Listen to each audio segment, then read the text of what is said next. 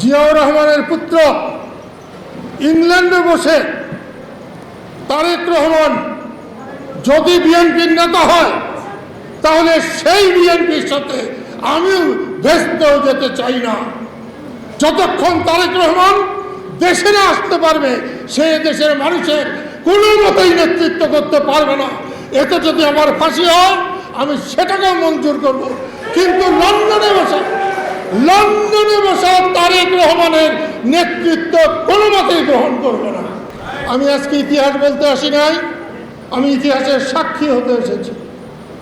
আমি এবার নির্বাচনে অংশগ্রহণ করেছিলাম। আমি একজন পরাজিত সৈনিক,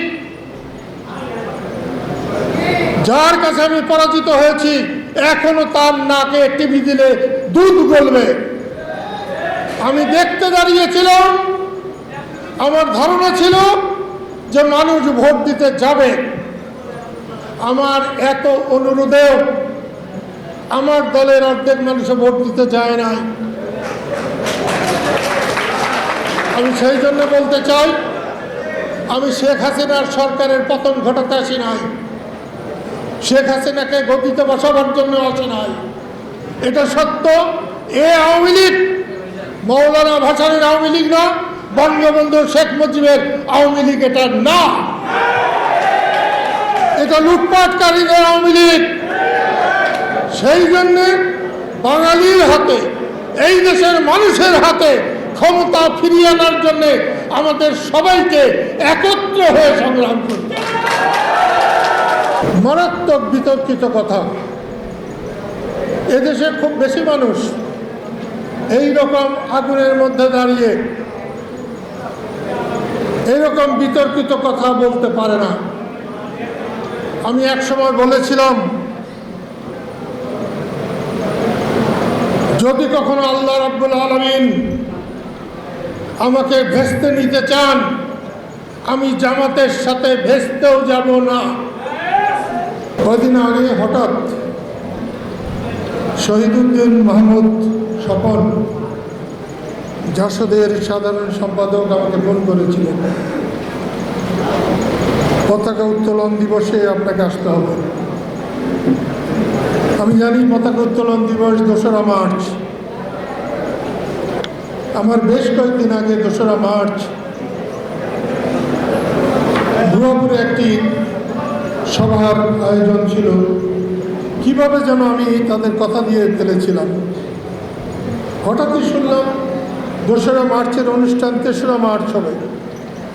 এই যাবৎকালে 90 দেশে ফেরার পর যতবার আমাকে আহ্বান করা হয়েছে, আমি পতাকা উত্তোলন দিবসে ততবার আমি এসেছি এবং যতদিন বেঁচে থাকব আমি আমন্ত্রণ পেলেও আসবো, না পেলেও আসবো। প্রিয় বন্ধুগণ, এখানে অনেক বক্তা বলেছেন স্বাধীনতার প্রথম পতাকা উত্তোলক আর সমাপ্তরা। আমার দৃষ্টিতে স্বাধীনতার পতাকা প্রথম আর দ্বিতীয় উত্তোলক কেউ থাকতে পারে না, একজনই যিনি পতাকাটা উত্তোলন করেছিলেন। এই ভারতীয় উপমহাদেশে তার দেশের 2টি পতাকা 2জন মানুষ উত্তোলন করেছেন। একজন মানুষ আন্দামান নিকোবরে, যখন জাপানি সৈন্যরা আন্দামান নিকোবর মুক্ত করেছিল, তারপর ভারতের স্বাধীনতার পতাকা উত্তোলন করেছিলেন নেতাজি সুভাষচন্দ্র বোস। আর দ্বিতীয়টি আমাদের নেতা আসম আব্দুর রব, ওটা করা হয়েছিল নিরাপদ আন্দামান নিকোবরে। আর এটা করা হয়েছিল ট্যাঙ্কের সামনে পরাধীন পাকিস্তানকে বাংলাদেশ বানানোর জন্য, পূর্ব পাকিস্তানকে বাংলাদেশ বানানোর জন্য পতাকা।